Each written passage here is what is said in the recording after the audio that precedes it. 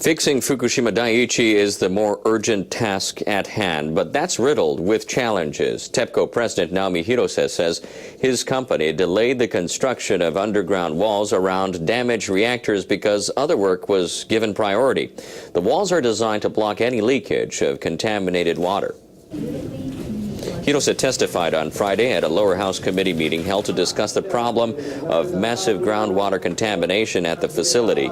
He admitted TEPCO was aware at an early stage that radioactive water was leaking into the sea. 3 months after the nuclear accident, the utility decided to build underground walls around the reactor buildings. When asked why TEPCO officials did not pursue the plan, Hirose said they had to deal with many hot spots of radiation as well as contaminated debris. Hirose said the government and TEPCO initially decided to build underground walls near the sea instead of around the reactor buildings.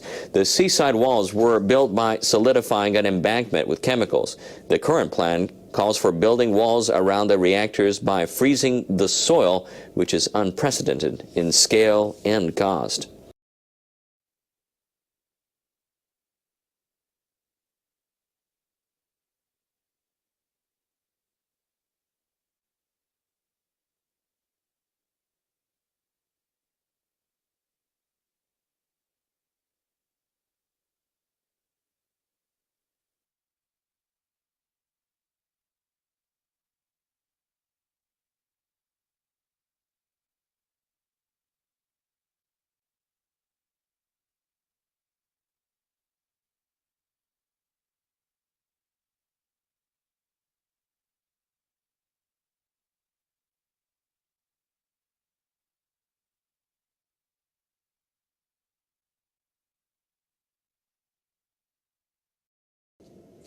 Officials from Tokyo Electric Power Company want to restart 2 nuclear reactors, the same kind that experienced meltdowns at the Fukushima Daiichi plant.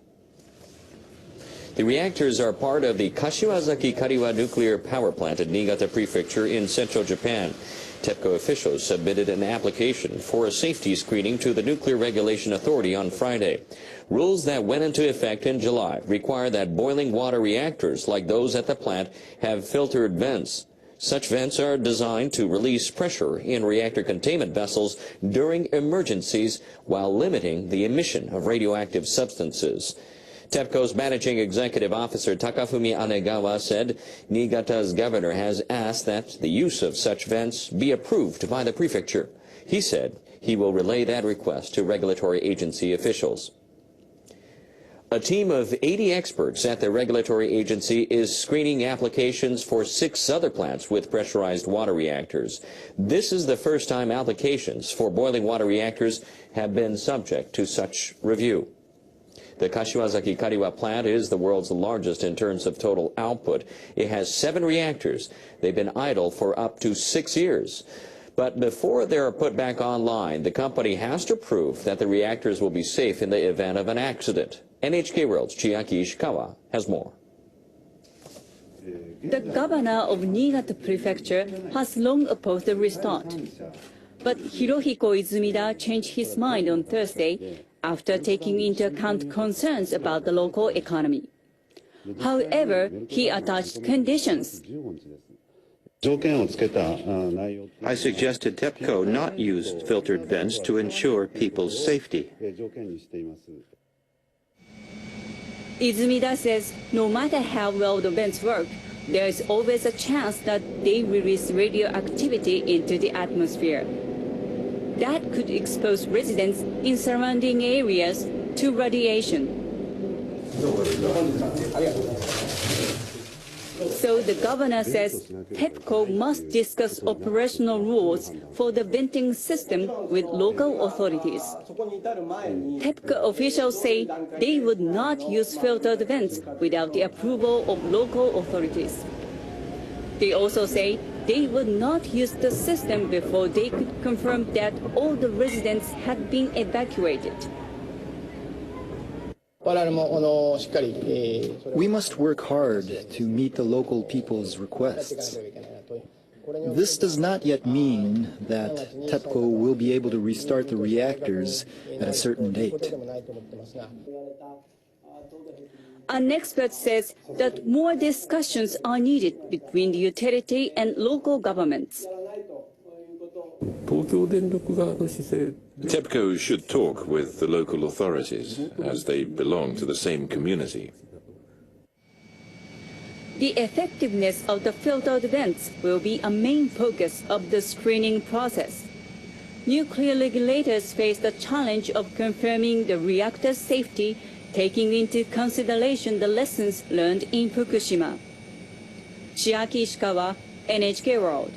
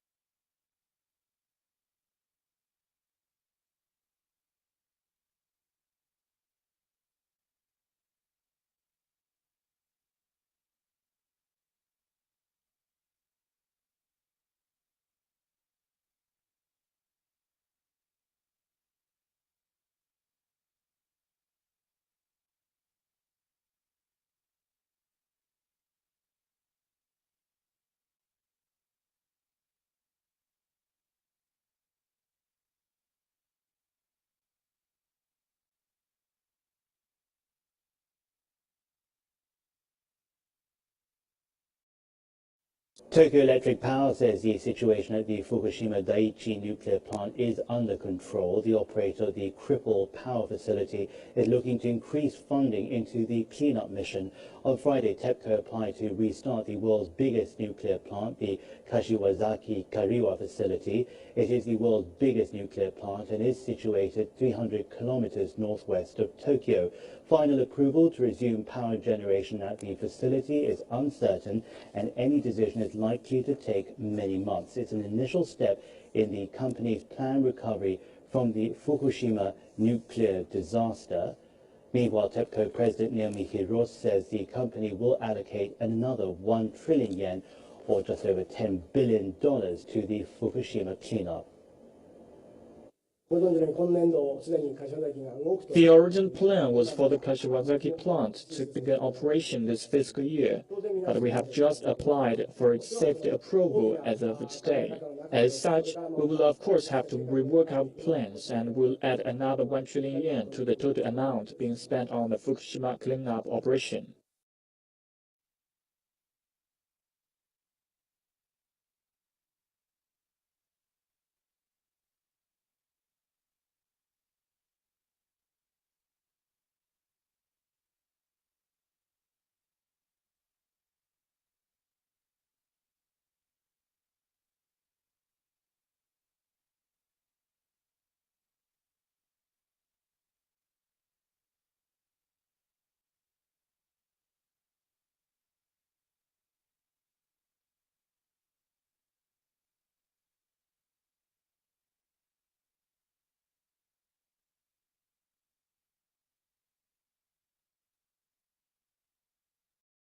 After all nuclear reactors in Japan went offline for safety inspections, more fossil fuel was required to generate the shortfall in electrical power.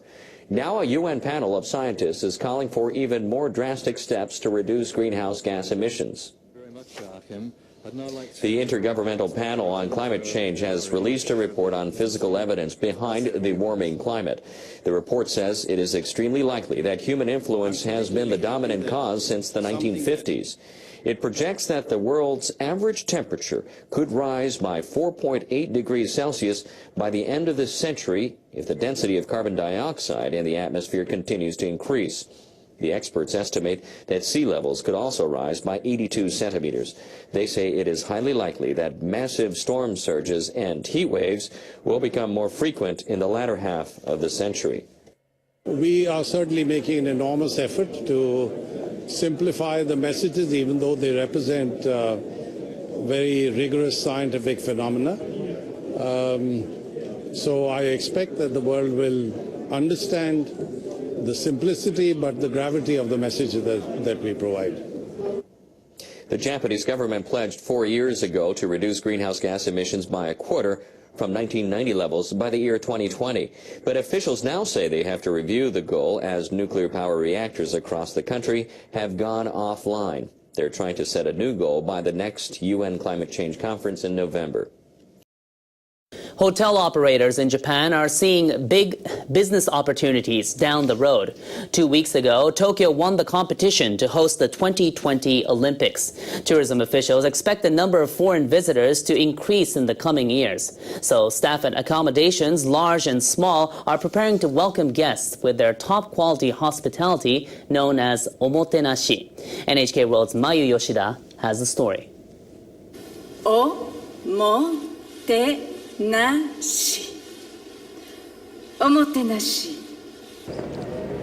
Omotenashi is the Japanese traditional concept of hospitality. The word recently hit the limelight after Tokyo Olympic representatives stressed it for their bid. The tourism industry in Japan is in full swing to lure as many foreign tourists as possible, with all sorts of omotenashi services. This hotel in Ishikawa Prefecture is 107 years old. It opened a branch in Taiwan 3 years ago. About 10,000 visitors come from Taiwan to Japan every year. It learned the best way to please foreign tourists is to highlight traditional Japanese hotel services. On this sunny day, about 200 Taiwanese tourists arrived at the hotel.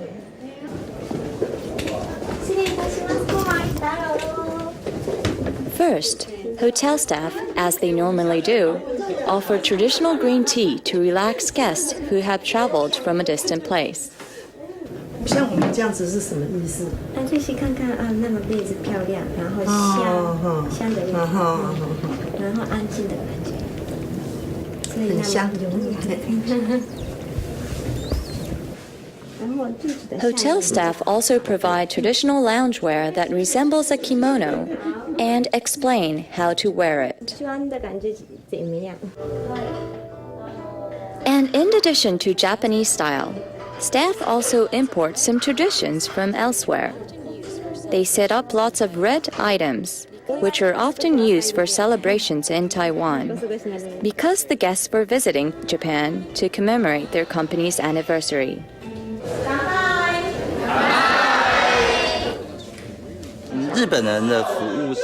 Japanese omotenashi really moved us.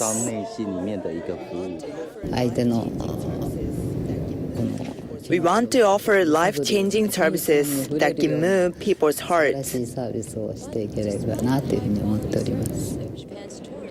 But despite the high-quality service of Japan's tourism industry, the country ranks low in the number of inbound tourists.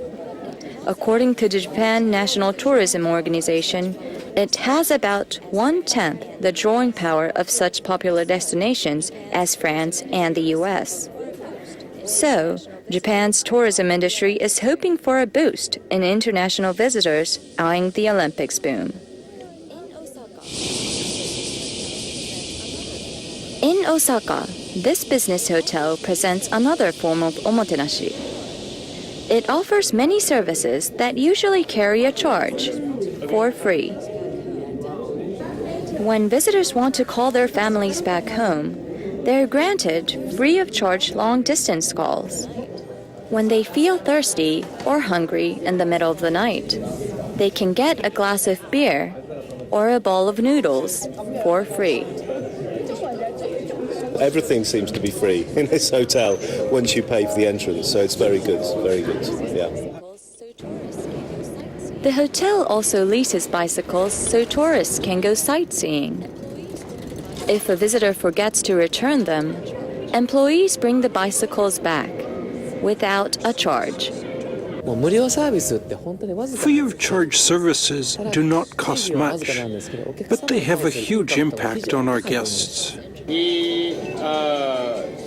Tourism officials in Japan hope to more than triple the number of international visitors in the future. They hope practicing and promoting omotenashi will help them achieve that goal.